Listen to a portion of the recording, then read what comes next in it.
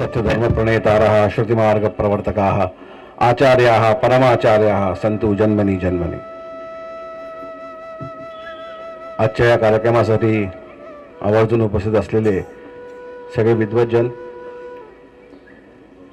सगळे मान्यवर व माझ्या सर्व बंधू भगिनींना माझा सादर प्रणाम। नाशिकच्या या पवित्र भूमीमध्ये आज हा कार्यक्रम होत असताना अनेक स्तरांवरून आनंद होतोय। ज्या प्रभू श्रीरामाच्या पवित्र वास्तव्याने ही भूमी पुनीत झाली, त्याच आमच्या आराध्य दैवताचं भव्य मंदिर काही दिवसांनी अयोध्येमध्ये विराजमान होणार आहे। नववर्षाची सुरुवात व्हावी, प्रभू श्रीरामाची ही भूमी असावी, अयोध्येचा तो अमृत महोत्सव व्हावा व आज या दिवशी पवित्र अग्नी एवढ्या मोठ्या संख्येने नाशिकमध्ये प्रज्वलित व्हावा, हा काही योगायोग वाटत नाही मला। ही ईश्वरी इच्छा आहे। धर्मजागृतीची व समाज जागृतीचा हा काळ आहे। परम सद्गुरूंनी असं म्हटलंय की ज्या दिवशी घराघरामध्ये पुनश्च एक वार अग्निहोत्र जाईल, त्या काळामध्ये विश्वाचा पुनर्वैभव निर्माण होईल। एक काळ होता असं आपण नेहमी म्हणतो की हा भूभाग जो होता तो अत्यंत विकसन, प्रत्येक व्यक्ती इथला देवतुल्य होता। आज जगामध्ये वळून बघितल्यानंतर असं जाणवतं की समस्यांनी ग्रस्त असा मानव समाज आहे। सांसारिक समस्या असतील, आहाराच्या समस्या असतील, आरोग्याच्या समस्या असतील, मानसिक स्वास्थ्याच्या समस्या असतील, पर्यावरणाच्या समस्या असतील, अशा विविध कलहांमधनं, ताणतणावांमधनं मानव समाज जातोय। विश्वाच्या प्रत्येक कोपऱ्यामध्ये समस्या त्याच आहेत। या मागच्या 2 वर्षापूर्वीच्या त्या लॉकडाऊनमध्ये लक्षात आलं की मानव समाज विश्वभर एकसारखाच आहे। त्याच्या इच्छा आकांक्षाही त्याच आहे, भयही तेच आहे, व्याकुळताही तीच आहे। वेशभूषा, आहार विहार, नाव, प्रांत जरी भिन्न असलं तरी विश्वमानव हा एकच आहे। आणि त्याच्यासाठी एक मोठी आपत्ती यावी लागली आपल्याला दाखवण्यासाठी की संपूर्ण विश्वमानव एक आहे। जगाच्या कोपऱ्यात वेगवेगळ्या नावाने राहणारा, वेगवेगळ्या भूमिकांमधनं जगणारा, वेगळ्या संस्कृती मानणारा, आज जरी मानव समाज भिन्न असला तरी आपण सगळे एकच आहोत। त्याच एका विश्वाची निर्मिती आहोत, त्या सृष्टीची आपण लेकरं आहोत आणि त्या ईश्वराने निर्माण केलेले आपण संतान आहोत। आणि ते सगळी जेव्हा लोक व्याकुळतेने आपल्याकडे बघतायत आणि विचारतायत टाहो फोडून की या सगळ्याचं काही उत्तर आहे का नाही, या सगळ्यातनं काही मार्ग बाहेर पडणार आहे का नाही, का असाच व्याकुळ होत आपल्याला जगायचंय आणि असाच अंत मानवाचा होणार आहे।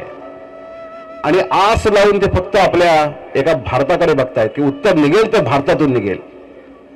जगभरामध्ये अज्ञातासाठी जेव्हा प्रवास करता येतो, जगातल्या अनेक संस्कृतींमध्ये जाऊन राहतात, बोलतात, जगता येतं, तेव्हा ते म्हणतात प्रश्न विश्वभरातून निघतील, उत्तर मात्र भारतातून निघेल। आणि त्यांच्यासाठी आज देखील भारत विश्वगुरूच आहे। आपले एक अग्निहोत्री आहेत, दरवर्षी अक्कलकोटला येतात दर्शनाला, महाराजांच्या भारतात येतात। ज्या क्षणी ते मुंबई एअरपोर्टवरती उतरतात, पहिल्यांदा चप्पल बॅगेत ठेवून देतात काढून, अनवाणी भारत फिरतात। ते असं म्हणाले, मी एकदा त्यांना विचारलं, असं तुम्ही अनवाणी भारतात का फिरता? ते मला म्हणाले, ज्या भूमीवरती भगवान श्री राम चालले असतील, त्या भूमीवरती भगवान श्री कृष्ण चालले असतील, ज्या भूमीवरती माझे सद्गुरू चाललेत, ती संपूर्ण भूमी, हा संपूर्ण देश माझ्यासाठी एक मंदिर आहे। आणि इथे चप्पल घालून चालण्या एवढी धमक माझ्यात नाही। म्हणजे उतरतात, मुंबई एअरपोर्टवरती नतमस्तक होतात भूमीला आणि मग आत पुढे जातात। आणि हे मूळ जर्मन व्यक्ती आहेत, भारतीय देखील नाही आहेत। का ही भावना आपल्याविषयी, आपल्या संस्कृतीविषयी, आपल्या देशाविषयी लोकांच्या मनात आहे? तरी अवतारांची भूमी, ही ऋषींची भूमी, ही वेदांची भूमी, धर्माची भूमी. आणि आज जगभरामधनं समस्या जरी अनेक असल्या तरी उत्तर भारतामधनं जे जाणार आहे ते हेच अग्निहोत्र आहे.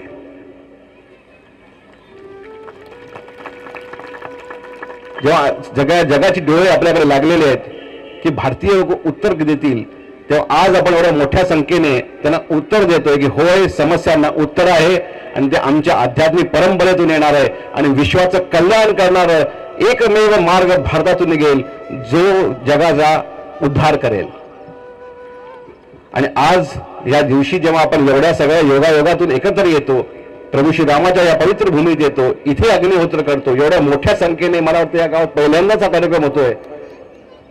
आणि इतक्या मोठ्या संख्येमधनं आपण जेव्हा अग्निहोत्र करतो तेव्हा येणाऱ्या काळाचं एक चिन्ह आहे, येणाऱ्या काळाची एक दिशा आपल्याला दाखवलेली आहे की आपल्याला आपली ओळख व्हायला अधिक गरजेचं आहे. आपण कोण आहोत, आपलं अस्तित्व काय, आपली मूळ ओळख काय, ही जी विसर आपल्याला पडलाय ती परत एकदा आपल्याला आठवायची गरज आहे. आज विश्वभरामधनं जरी व्याकुळता असली तरी भारतीयांच्या मनामध्ये व्याकुळता बघतो तेव्हा खूप आश्चर्य वाटतं की आपण कुणाचे वंशज, आपण अवतारांचे वंशज, ऋषींचे उत्तराधिकारी. वेदांवरती विश्वबंध अभ्यास चालू आहे, त्याची उगम ज्या पवित्र भूमीत झाला तिथे आपण जाऊन व्याकुळ आहोत, चिंतित आहोत, ताणतणावाने जगतोय. आश्चर्य का वाटतं? कारण जीवनाची जी मूळ व्याख्या केली गेली तर ह्या पवित्र भारत भूमीतून केली गेली, जी आजही विश्वमान्य आहे. आता आपण इथे पाठ करताना काय मागितलं? पुत्रपौत्रम धनम धान्यम अस्ति अश्वादी गवे रथम, शतायुषी द्या, समृद्धी द्या, पुत्रपौत्र द्या, आरोग्य द्या, सुदृढ प्रजा निर्माण करा, साम्राज्य निर्माण करा, अशी एक संस्कृती निर्माण करा जी वैश्विक साम्राज्य निर्माण करेल. ही मागणी मागितली आपण. मग आज भूमिका काय आहे? अध्यात्म म्हणजे वैराग्याचा मार्ग. एक तरी प्रार्थना आत्ताच्या श्लोकामध्ये वैराग्याची होती का? प्रार्थना कशाची केली? पुत्रपौत्रम धनम धान्यम हस्ती अश्वादी गवे रथम. आमच्या घरामध्ये अगदी हत्ती पाळण्यापर्यंतची भूमिका आम्हाला हवी आहे. एक सामर्थ्यवान सक्षम समाजाची आठवण आहे ती. आज घरामध्ये आपल्याला मांजर पाळायला भीती वाटते.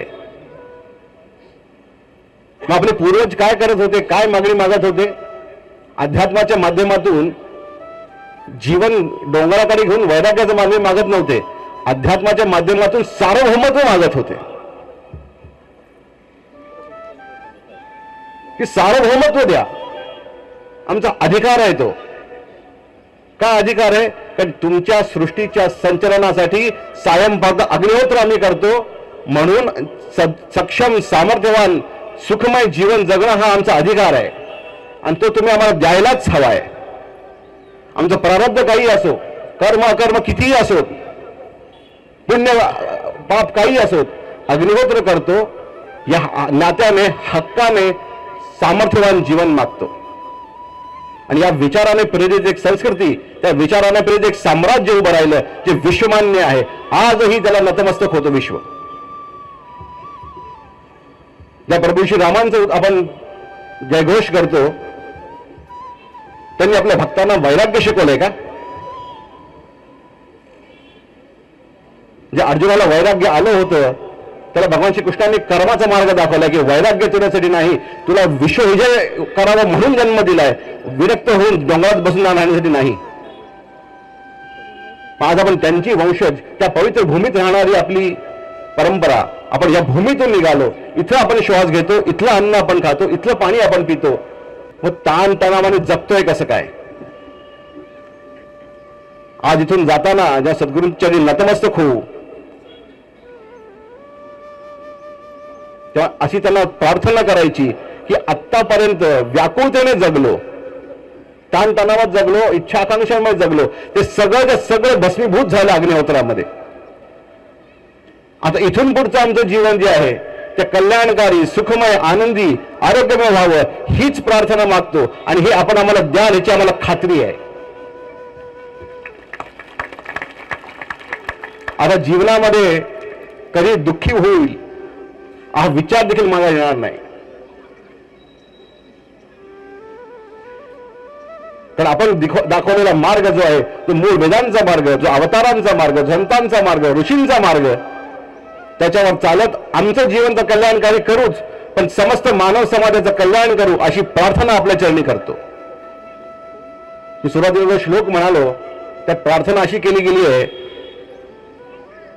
की ह्या जन्मी जसं आपण आम्हाला आपले भक्त म्हणून जन्म दिलात, याला प्रत्येक जन्म आम्हाला आपला भक्त म्हणूनच जन्म हवा आहे आणि आपला सेवक म्हणून आपल्या कल्याणकारी कार्यामध्ये मी दरवेळेला सम्मिलित हवा आहे.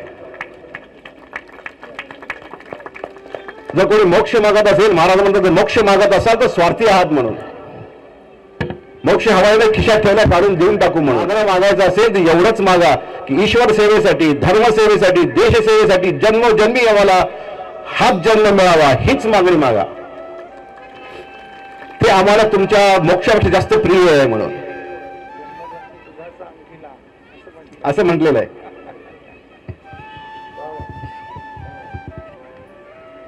तेव्हा आजचा दिवस फार महत्वाचा आपल्यासाठी. अग्निहोत्र ही ती उपासना जी भगवान श्री रामाने देखील केली, प्रभू श्री कृष्णाने केली, ऋषींनी केली. तीच उपासना पुनश्च एक वार आपल्याला मिळावी व आपल्या सहित आपल्या परिवाराचं कल्याण व्हावं, आपल्या आसपासच्या समाजाचं कल्याण व्हावं व एके दिवशी आपल्या माध्यमातून समस्त मानव समाजाचं कल्याण व्हावं ही आपल्याकडून अपेक्षा आहे. विचार करा केवढा मोठा विश्वास आपल्यावरती आहे जो आपल्यालाही आपल्यावरती अजून नाहीये. आपल्यालाही स्वतःवरती विश्वास नाहीये की आपण जीवन जगू की नाही पूर्णपणे. उद्या सकाळी काय होईल याची मनामध्ये धडधड वाटते.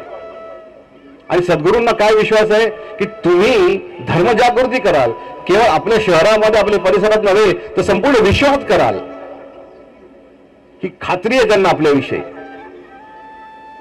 म्हणून एवढ्या मोठ्या शहरामधनं आता इतक्याच लोकांना पहिल्यांदा बोलवलंय. बिहारी साहेबांना वाटत असेल की एवढेच लोकांना आपण कसं बोलवलं, इतक्या लोकांना आज संधी आहे साहेब आणि आपण भाग्यवान आहोत. आपण भाग्यवान आहोत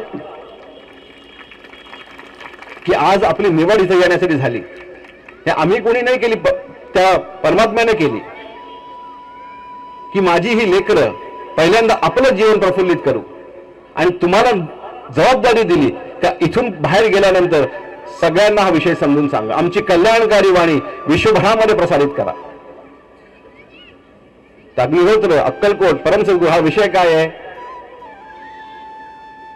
हा मूकपणे नतमस्तक होणारा विषय नाही. ही ती जागा नाहीये तिथे अंधपणे आपण विश्वास ठेवू.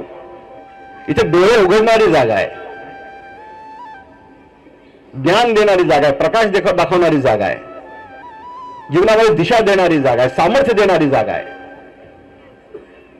स्वामींची ही जी भूमिका आहे की आमच्यामध्ये समर्थ पाहिलात, स्वतःमधला समर्थ कधी शोधाल?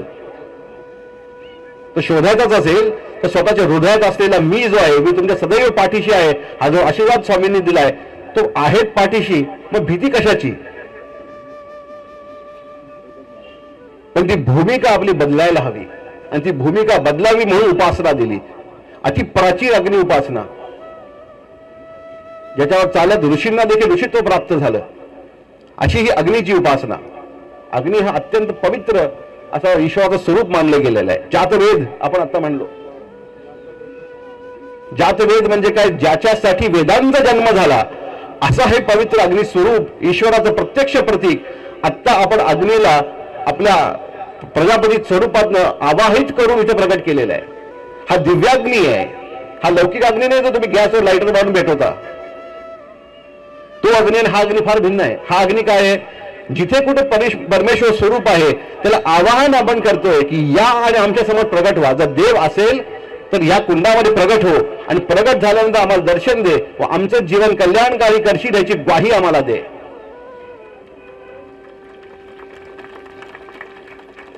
तेव्हा अग्निहोत्र सोपं वाटलं. आता आमच्या ताई म्हणाल्या की खूप सोपं आहे करायला. हो, खूप सोपं आहे करायला. ईश्वराने सोपं करून दिलं, महाराजांनी सोपं करून सांगितलं, पण खूप गहन आहे हा विषय. हा अग्नी जो आपण इथे प्रज्वलित केला होता हा आपली इष्टदेवता होती. ज्या कोणी स्वरूपात आपण देवता मानत असाल, गणपती मानत असाल, शिव मानत असाल, देवी मानत असाल, कृष्णाला मानत असाल, रामाला मानत असाल, ज्या कोणी स्वरूपात आपण ईश्वर मानत असाल त्यांना अग्नी स्वरूप आपण इथे आवाहित करतो आणि त्यांच्या मुखकमलामध्ये इथे आहुती अर्पण करतोय. देवाना मुख असं अग्नीला म्हणले गेले. सर्व देवतांचं मुख अग्नी आहे आणि तो आपली जी आहुती आहे ती आपल्या इष्टदेवतेपर्यंत घेऊन जाते, आपल्या पितरांपर्यंत घेऊन जाते. त्यामुळे अग्निहोत्र काय आहे? जीवनामध्ये उत्कर्षाचा मार्ग आहे, कल्याणाचा मार्ग आहे. जी मूळ वेदांची भूमिका, जी मूळ अवतारांची भूमिका, जी मूळ भारतीय अध्यात्माची भूमिका, ती भूमिका पुनश्च एक वार पुनर्जागृत करायची वेळ आलेली आहे. त्याच्यासाठी अग्निहोत्राचा प्रचार घरोघरी होण्याची गरज आहे. आणि आजच्या ह्या पवित्र दिवशी, या पवित्र भूमीमध्ये जेव्हा आपण एकत्र येतो आणि एवढ्या मोठ्या प्रमाणामध्ये इथं एकत्र येतो आणि अग्नीचं इथे प्रज्वलन करतो आणि त्याच्यामध्ये समंत्रक आहुती अर्पण करत असतो, त्या 5000 वर्ष जुन्या परंपरेची पुनर्जागृती करत असतो. काही क्षणासाठी का होईना मनामध्ये ती स्मृती जागृत होते की आपण नेमके कोण आहोत याची आठवण व्हायला लागते. ते वाघाच्या पिल्लाला जसं शेळ्यांमध्ये सोडल्यानंतर तो विसर पडतो त्याला, तसं आपलं झालंय की आपण विसरून गेलो. ते आठवण करून घ्यावं म्हणून महाराज नाशिकात आलेत. मग इथं दर्शन घेताना काय मागायचं? चिंता, व्यथा, ताण, तणाव, प्रश्न, समस्या, दुःख, क्लेश हे दूर कराल ह्याची आपण ग्वाही दिलेली आहे. ते मी मागणार नाही, ते दूर तुम्ही करालच ह्याची गॅरंटी आहे तुम्ही मला दिलेली. आता द्यायचंच असेल तर आपला सेवक म्हणून जगण्याची संधी द्या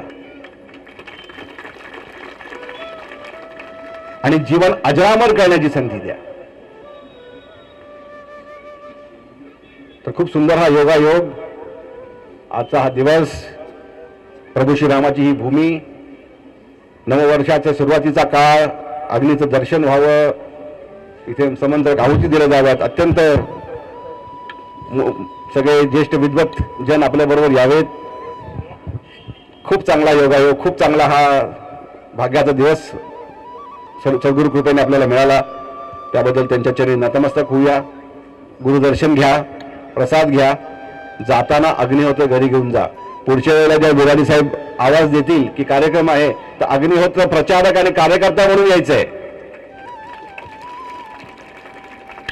अग्निहोत्र कार्यकर्ता आणि अग्निहोत्र प्रचारक हा भक्तापासून खूप वेगळी भूमिका आहे बरं का. एक कार्यकर्ता असणं, भक्त असणं खूप वेगळी भूमिका आहे. भक्त याचक असतो, अग्निहोत्री जो असतो तो याचक नसतो, तो दाता असतो. महाराज एक शेवटचं वाक्य सांगतो आणि संपवतो. महाराजांचं एक वाक्य आहे, ते असं म्हणतात की वेदांना अशी एक व्यक्ती निर्माण करायची आहे की जी इतकी सामर्थ्यवान बनेल की प्रत्यक्ष ईश्वर चतुर्भुज स्वरूपामध्ये जरी प्रकट झाले तरी त्यांना विचारेल, सांगा देवा काय करू तुमच्यासाठी म्हणून. विराट पुरुष जरी प्रकट झाले, भगवान कृष्णाच प्रकट झाले होते, अर्जुन व्याकुळ झाला होता. मग महाराज असं म्हणतात की आमचा भक्त असा व्याकुळ होणार नाही. तो त्यांना विचारेल, बोला देवा काय करू तुमच्यासाठी, काय मागणं मागायला आलात माझ्याकडे. देवालाही द्यायची भूमिका ठेवणारा हा माझा खरा शिष्य आणि त्याला जन्मोजन्मी मी माझा भक्त म्हणून जन्म देईन अशी ग्वाही देतो म्हणून. जसं प्रभू श्री रामाला त्यांची वानर सेना जन्मोजन्माच्या प्रवासानंतर भेटली, तशी परम सद्गुरूंना अग्निहोत्र प्रचारकांची गरज आहे आणि आपल्या माध्यमातून ईश्वरीय कार्य उभं राहायचं आहे. त्यामुळे आजचा हा दिवस आपल्याला काय दाखवून देतो की आपलं भाग्य अपरिमित आहे, अपरिमित भाग्य आपलं.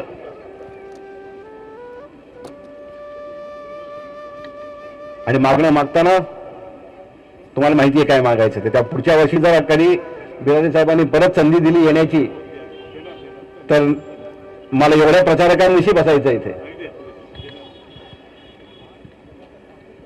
तर हा कार्यक्रम आज आपण आयोजित केला. बिरारी साहेब, खूप खूप आभार आपले.